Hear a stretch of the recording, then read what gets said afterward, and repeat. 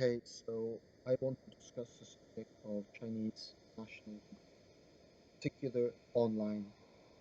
This is a subject that I've spoken about before, but this particular video I will be focusing on some recent developments and a particular group, uh, which was not something I discussed before. So, a bit about recent developments. It's obviously the Rio de Janeiro Olympics is going on, and by its very nature, the Olympics is a competitive event, and that's true for every country. It's the nature of it, when you're in competitive sports. And as I discussed in the main Olympic video I made about this, there is a certain degree of nationalism from every country. Um, there's implications of winning medals, obviously. I want to focus though on particularly the rivalry that has been going on. Between China's Sun Yang and Australia's Mac Horton and some of the implications of that. So, a little bit of background here. Sun Yang is a celebrated Chinese Olympian. He's a medal winning swimmer. Um, he's a bit of a character, bit of a showman in his own right. He's often been in the news in China. He's sort of a national hero because he's an accomplished Olympian. He's now 25, and I believe this is his second or third Olympics. He was certainly in London. I'm not sure if he competed in Beijing or not, but he was in London. Um, anyway, Mac Horton, his Australian competitor, came out and called him a drug cheat. Now, this provoked an avalanche of criticism within China, and all sorts of angry, um, counterattacks that Australians are rude, and all sorts of personal ad hominem attacks against Mac Horton. Um, he said it very matter of factly, and he refused to retract it. So I looked a bit further into this, and it seems that what he was basing that on is the fact that in 2014, Sun Yang was banned from the sport for, I believe it was a period of 5 months. That was by the Chinese Swimming Association, May 2014. And that was because he was using a banned substance called trimetazidine, which had been banned by the World Anti-Doping Agency 4 months previously. Now, to be fair, Sun Yang has always said that he didn't know this was a banned substance, and B, he was taking it for a medical condition, for heart palpitations, which he'd suffered since 2008. Now, in January 2015, the World Anti-Doping Agency, I'm just looking at the notes I've made to prepare this video, downgraded this from a stimulant to a modulator of cardiac metabolism, although it's still a banned substance, as I understand it. Now, whether or not he knowingly took a banned substance, we can only take his word for that. I personally think it's up to Olympians and world class athletes to know these things for themselves and become familiar with what is legal and what isn't. Um, Having said that, it has to be said that he was cleared for the Rio Olympics, and if the IOC saw him fit to be cleared, then he was fit to be cleared. One of the contentions from the Chinese argument in all of this is that the perception that China is being picked on. Australia itself is hardly squeaky clean. Now, if that was just the issue, and if it was just a case of saying the Australians are being hypocritical because Australia itself has had doping violations in the past, that would be one thing. But subsequently, it has to be said, well, firstly, Mac Horton wasn't the only athlete to say this. The Frenchman Camille Lacourt has also criticised Sun Yang, and not just for this doping allegation, but also for some of his antics. I mean, one of the main Chinese critiques is that Mac Horton was being unsportsmanlike. Now, my own thought on this is maybe he was a bit too blunt.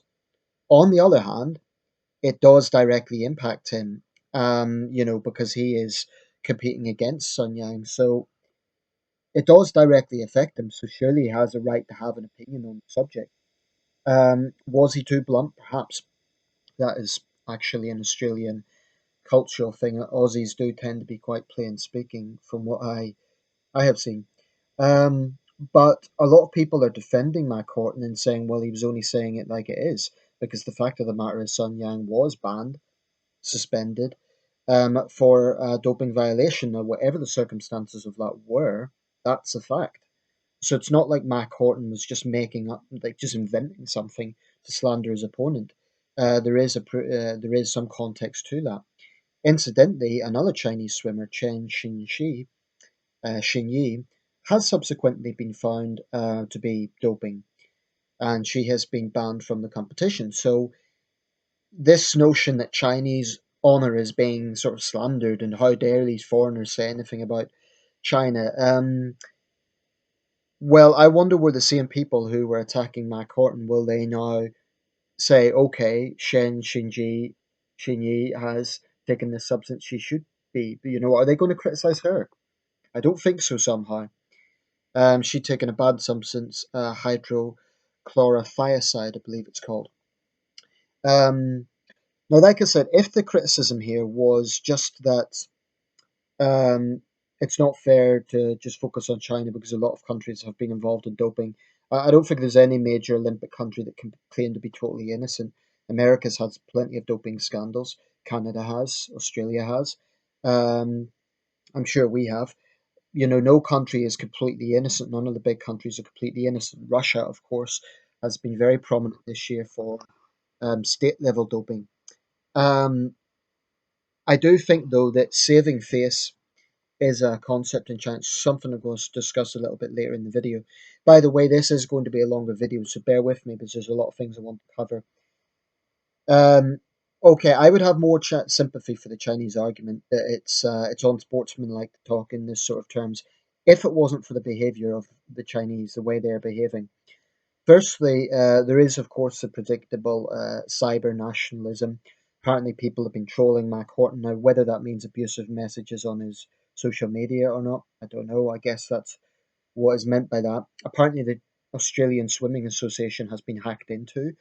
I think it's pretty clear who has done that.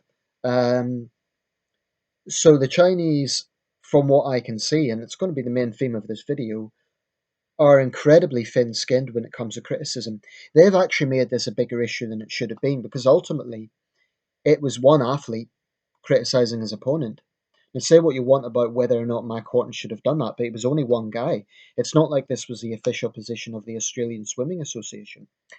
So, by abusing Mac Horton and reacting in the way that they did, they have actually made it a bigger issue than it should have been. They have actually brought more focus onto China with their response, the very nationalistic response.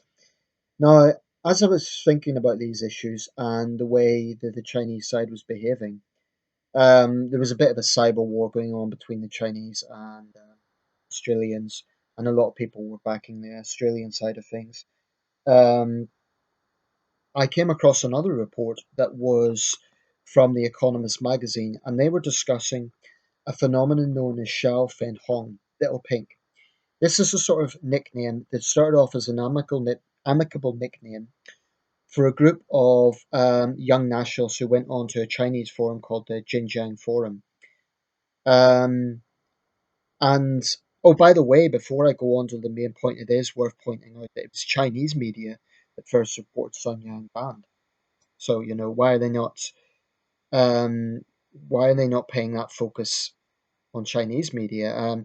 I mean, what is incredible about that? Sorry to interrupt myself and disturb the flow of this video, but this is an important point. Um, the Chinese Swimming Association and lots of key figures in Chinese state media all demanded an apology from Australia. Demanded an apology. I'm pleased to say the Australian side didn't cave in and they didn't make an apology. They said that Mac Horton is entitled to his opinion. I'm very pleased they didn't cave into that sort of Chinese bullying because the Chinese side has been saying this goes against the Olympic spirit. Well, all the things I'm going to talk about, I think, kind of exposes Chinese hypocrisy because it's the Chinese attitude and behavior online that really goes against the Olympic spirit. So, anyway, back to this phenomenon, Xiao Fenhong. Initially, this forum, Xinjiang Forum, discussed lots of random subjects, and it wasn't really a format for heavy political subjects. I'm not sure what year this was founded. I don't know if it was before, after the Beijing Olympics, which I'll come to because that is an important point. But basically, this group of predominantly young people who were coming to this site and who were getting into political subjects. They were being very nationalistic. They got the nickname of Little Pink because of the pink background of this forum. Now, over time, this I have to be honest. This is the first time I've come across the actual terminology. I've long been aware of the presence of Chinese nationalism, both in cyberspace and in the real world, but this is the first time I've come across this forum. But basically, there is a very, very real phenomenon online, and it's in the real world as well, but it's especially apparent online, of very hardcore Chinese nationalists who will absolutely go into overdrive in defending what they perceive to be, in defending China from what they perceive to be insults. Now, this could be a very wide range of things. It could be in sporting situations like this. It could be in politics. So if a foreigner has criticised the Chinese government, they will go into overdrive. One of the most common tropes that they come out with is biased Western media. And the main contention is that the Western media is biased against China.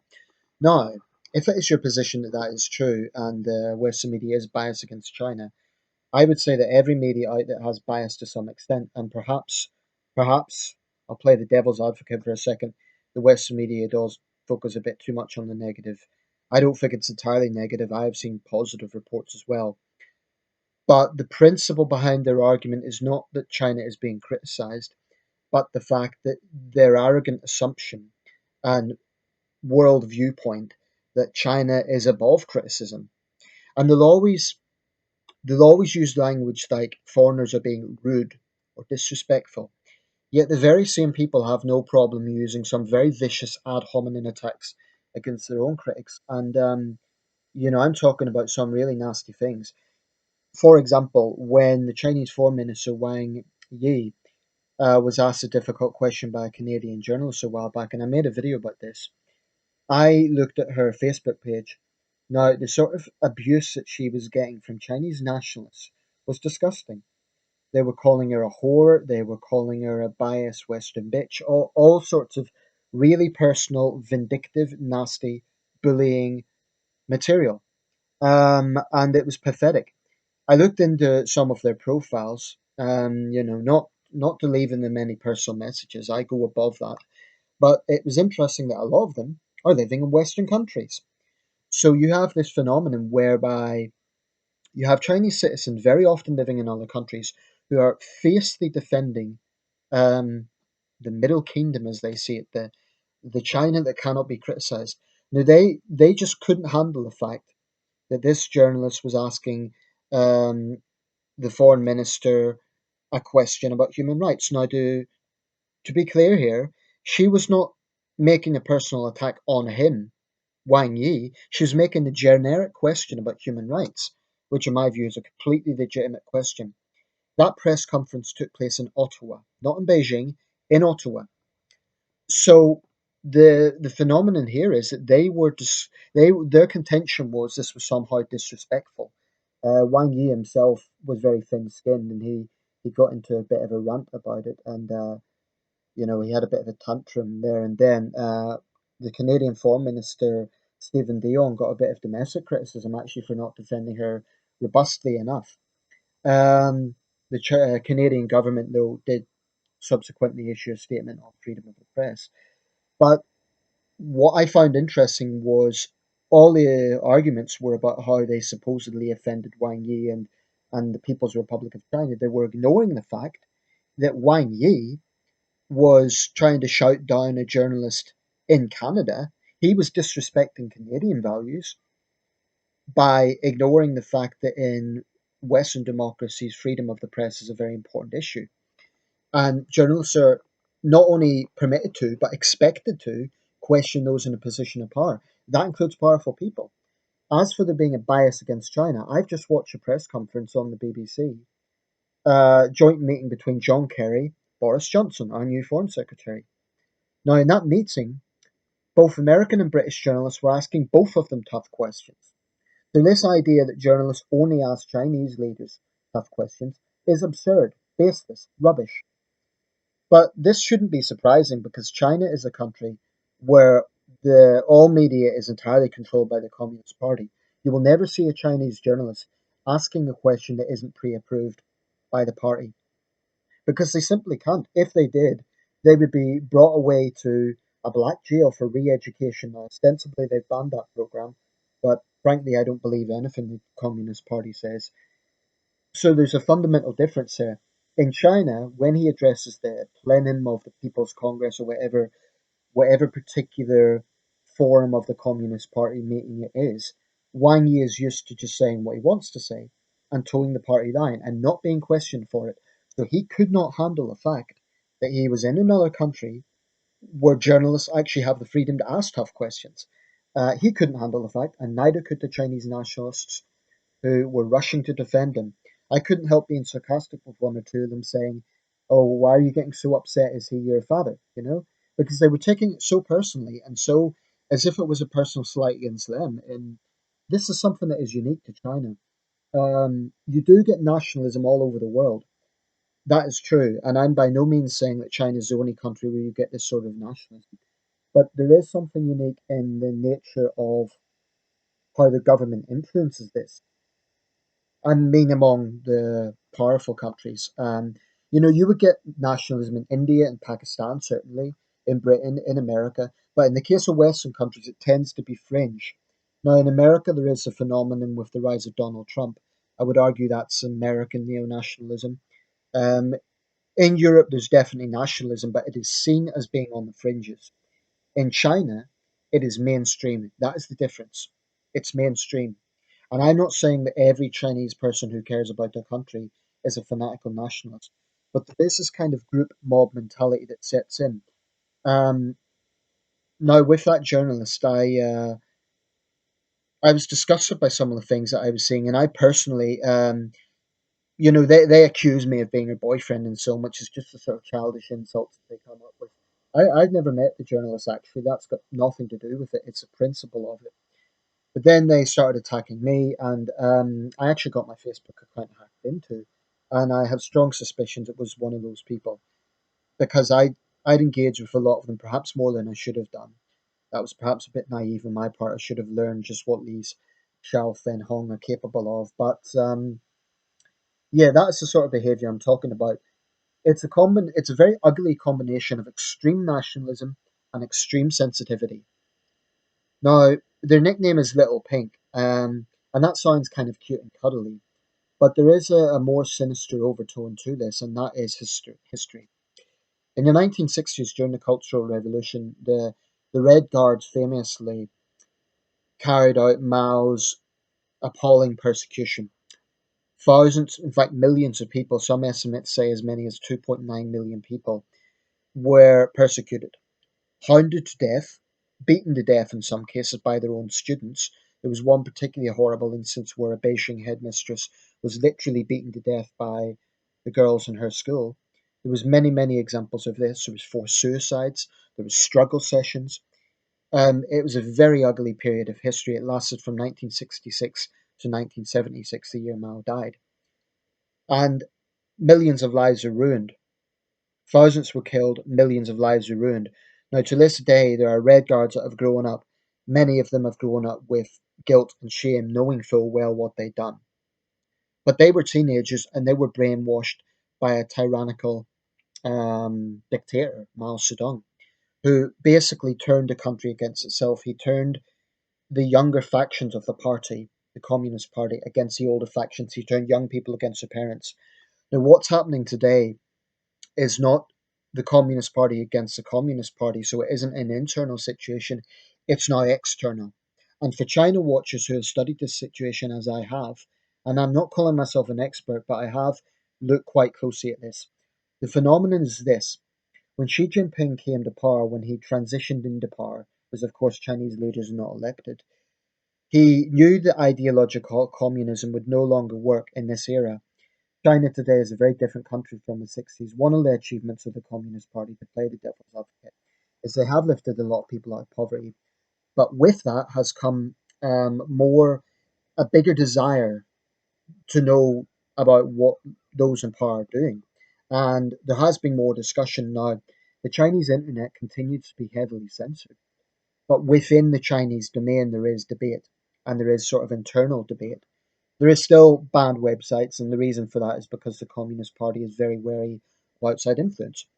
But when Xi Jinping came to power in 2013, 2012, 2013, he realized that ideological communism was basically dead.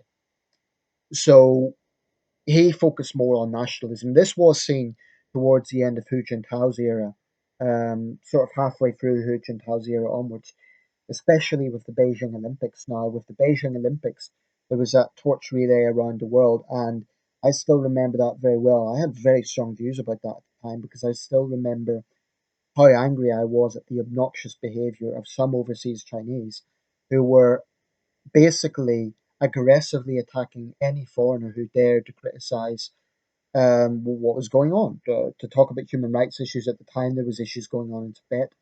Um, there were a few examples of the torch being disrupted. I didn't necessarily support that. I think that was just a stupid thing to do. To try and take the torch away from a wheelchair-bound torchbearer. That was stupid. But that obnoxious, arrogant behavior of overseas Chinese at that time was really maddened me. And I remember being angry at seeing those guys in the blue costumes actually pushing past police officers in London. Um, and I also remember when Zhao Bao visited London's Chinatown. I think it was when Zhao Bao may have been another senior Communist Party official. There was crowds coming out to cheer him, and whenever Chinese officials visit Britain, you always see groups of students, and they're clever because they don't just wave the Chinese flag; they wave the British flag as well to show, oh, we respect the host nation.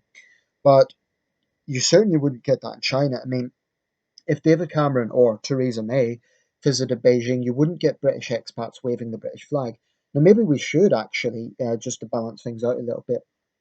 But the point I'm making with that is this nationalism is exported overseas. And if you have any doubt about how ugly this can be, there was a student, I forget her name, but she studied at Duke University in the United States, a Chinese student. Now, she was not a dissident. She was not, a member of any Chinese human rights group or anything like that. She was just a normal student in that sense. And she saw an altercation between the pro-Beijing people and protesters against Beijing. This was at the time of the 2008 Olympics. Now, she went in to kind of moderate the situation, which is quite a brave thing to do. Now, the Chinese nationalists turned on her very viciously. Back home in China, her family were targeted. She became like public enemy number one. I really feel at the time Duke University should have expelled those students who were harassing her. But that is typical of the behaviour of these overseas nationalists. And to be very clear here, I'm really, really not talking about everyone. And at this point, I really should emphasise that fact because I've personally known many Chinese people who've been very reasonable and open minded.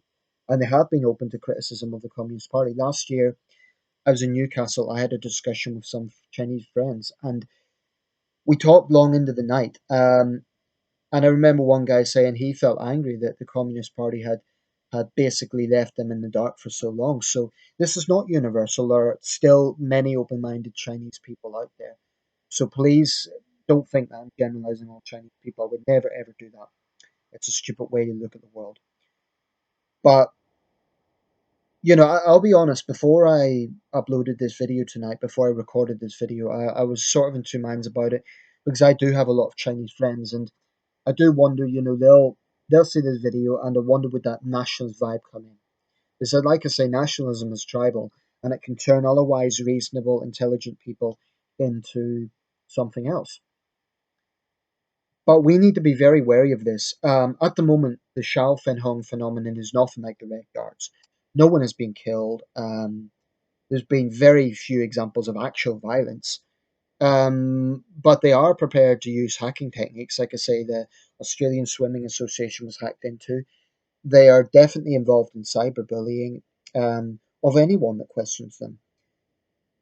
But China's reputation in the world right now is actually really being seen in a negative light because of what is happening in the Pacific. Building artificial islands. China's getting very little international sympathy with its behavior. And I really think that what happens is from a very early age, Chinese people are indoctrinated into ultranationalism from a very, very early age. So when I've had this debate with them, they say, "Oh, but we're not brainwashed because we have seen Western countries, we've seen your bias." But they fail to realize that when you are 24 years old and you've lived your entire life in a communist country where you're only hearing one point of view, going to a Western country for 6 months, that's too short a time to change that mindset. I really think that it is so deeply entrenched. And I think it's a cultural aspect as well. There is a political aspect, but there is also a cultural aspect. In many Asian countries, not just in China, but there's this phenomenon about losing face. So China's perceived to be criticized. The irony is, in many cases, they actually wouldn't even disagree with what the person is saying. But that doesn't matter. The only thing that matters to them is this foreigner dares to question China, so we must attack them. It's a nationalist, it's almost like a nationalist DNA that gets into traction and just goes overdrive. Mac Horton's only the latest example. Tsai Ing-wen, the new Taiwanese president, almost got myself in the hot water there. But the new Taiwanese president, Tsai Ing-wen, found herself and her office abused with nationalistic, abuse. Okay, so what can be done about this? Firstly, those Chinese nationals need to understand that if they think they can both play the victim and always cry like babies when they don't get their own way, while simultaneously boasting about how powerful China is and threatening anyone who disagrees, they're woefully mistaken. I do believe that in the West we need to be a little bit more vigilant. Now, I'm saying this as someone who believes that we should attract foreign students, we should welcome tourists, students, business people, we should treat them with respect. And and if any of you are watching this, I want you to have a good experience. But this is a big but. China is very, very keen to demand apologies from other countries. I believe that other countries should start to turn the table. And when Chinese state media, as they frequently do, insults foreigners, not long ago, Xinhua had an article which described the British as barbarians. Now, maybe we should turn the table, and the Foreign Office here should say we demand an apology from Xinhua. We should start to turn the tables. I believe we have to be cautious. I mean, in this country, we have so called Confucius Institutes, which are in partnership with British universities. We really need to be really careful with things like that. Those Confucius Institutes, as far as I'm concerned, they need to be really looked at and monitored carefully.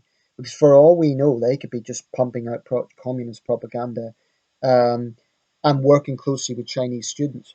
I believe that Chinese associations that work with Chinese nationals in this country need to be closely scrutinized. Because for all we know, they could be influencing this nationalism and they could be influencing those Chinese citizens to attack Chinese dissidents in the UK. We do have some dissidents living here, and Hong Kongers as well, who obviously relations are very tense between mainlanders and Hong Kongers. So what I would simply say is, by all means, you're welcome here. I want you to have a good experience, and I will always, always, always condemn discrimination or racism or anything like that against Chinese people. But respect works both ways, and when you're in the West, your nationalism is not welcome here. When in Rome, do as the Romans do. If you respond, put it this way, how would you respond to Americans or Canadians or Britons or French going to China and waving around the flag and saying, we demand you respect our country? You wouldn't like it. You'd say it was obnoxious and arrogant. Now, coupled with all of this nationalism is the bad behaviour of Chinese tourists. For example, stealing artifacts in other countries, especially other Asian countries. Now, to be fair, there are Chinese who know this is a problem. Recently, there was an older lady who got into a rant about the behaviour of Chinese tourists. Now, respect to her. That shows there are Chinese citizens who are well behaved and they know there is a problem. I would say this: true Chinese patriots, if they really care about China's reputation, they would show a little bit of humility and also criticize the extreme behavior of their compatriots. Because the rest of the world is really getting tired of this. Um, and that's it, really. That's everything I've got to say. Summed up. But I think the rest of the world needs to start biting back and saying, this respect that you're demanding, it works both ways. It works both ways. So if you're going to make ad hominem attacks and demand apologies, then we're going to start demanding apologies as well. By we, I'm actually talking about other countries. Um, for China's attitude, you see, right now the Communist Party of China, they know they've risen in power. They've got very arrogant and very smug, and they constantly use emotional blackmail, and for example, in trade deals, to try and threaten any country that disagrees with it. I still feel very wary about some of the agreements we made last year. I feel that Cameron and Osborne, on some level, sold our soul. And it is difficult, I don't say that the job of governments is easy, because you can't just ignore a country like China. You can't ignore the world's second biggest economy. So it wouldn't be practical for world leaders to just come out and lecture China on human rights and then expect to have good trade relations. It is more complicated than that. And I would say to human rights activists, you don't have to make the difficult decisions about trade, which is a very difficult job that prime ministers and presidents and foreign ministers and business leaders have to make. Um, a final few words in summary. Um, I don't think there's anything wrong with Chinese people being patriotic, caring about their country, or even defending their country. But what I do care about is the way in which it is so often done. Now, if Chinese people just say, oh, well, I disagree with what you're saying and this is why, that's fine. We can have a civilized adult debate. But so much of this is so pathetic, so childish, and so aggressive that it doesn't deserve any respect. It deserves nothing but criticism and castigation for the way that this is going about, because it's nothing but obnoxious bullying, really. Um, and China, as a country, needs to understand that the rest of the world isn't going to tolerate this. I made a comment actually on the BBC website. They were discussing the tensions in the Pacific. And I said, one, two, three. I was being a bit sarcastic, but I said, one, two, three. Chinese nationals complaining about biased Western media. Now, I got 751 likes for that comment, which is the second highest I've ever got. And what that says to me is that a lot of other people share my feelings. And I was looking through the people who had liked that. A lot of Filipinos, a lot of others. It was very, very international. A lot of people noticed this. And I think other countries need to start fighting back. So Australian Swimming Association, they should hire a hacker to hack into the Chinese website and say, okay, you want to play it that way? We're going to fight back. And I think it's up to Western leaders to come out and say, we're not going to tolerate nationalist bullying, especially if you're studying or living in this country. We won't tolerate it. You live in the UK, we don't want to see your Chinese nationalism. By all means, we want you to have a good time here, take opportunities, and you deserve to be treated fairly and so on. But do not bring your nationalism outside China because it will not be welcome. And finally, any sort of analogies with past wrongs of the West or America or anything like that, very often one of the main excuses they have is detraction. So, for example, you criticize China, they'll come out and say, oh, what about the Americans killing the Native Americans? White Americans killing Native Americans. So it's complete detraction. Those issues can and should be discussed, but when you're using it solely as a way to detract from criticism of your own country, you're clutching at straws, which is a British expression that means you're just trying to find excuses. Those issues can and should be discussed, but the point is they are already widely debated in Western countries. Western countries, unlike China, don't care about losing face in that way. So this has been a long video, but I've had a lot of issues to discuss. Um, in China, what I'd say to people is respect their culture. Understand that China is a very different society from Western countries. But to Chinese citizens, I say, you're welcome in the West. I want you to have a good time. And I personally know many, many Chinese people who are very decent, open minded, and so on, and generous. And I'm not generalizing all Chinese citizens with this video. But to those petty nationalists who think that they can silence anyone who has a different point of view, you're wrong. You're wrong. And your arrogance won't get you anywhere because people can see it. Okay? The rest of the world notices this. And if you think you're defending China's reputation, all you are doing is damaging China's reputation. You're making China look like an obnoxious, very sensitive, thin skinned bully. And that's it. So my advice is grow up and stop being so super sensitive. And if you're going to defend your country, from outside criticism, do it in a mature way.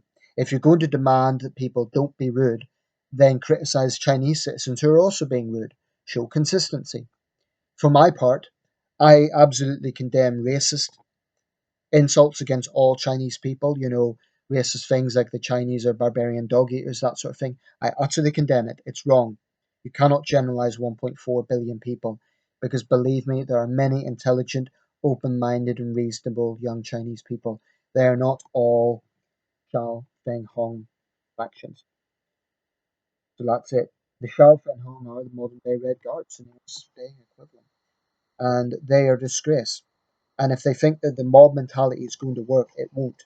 We need to fight back. We need to be assertive. And if that means running the risk of going up against these people, so be it.